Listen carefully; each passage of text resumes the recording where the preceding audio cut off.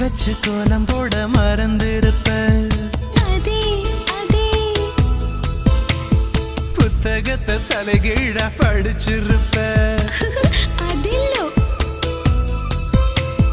மூன்றாம் பிறை அளவுதான் சிரிச்சிருப்ப.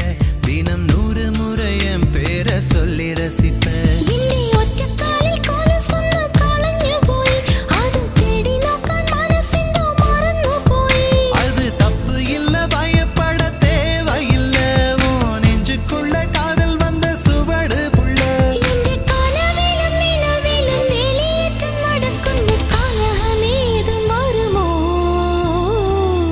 மனசுக்குள்ளே தாகம் வந்துச்சா,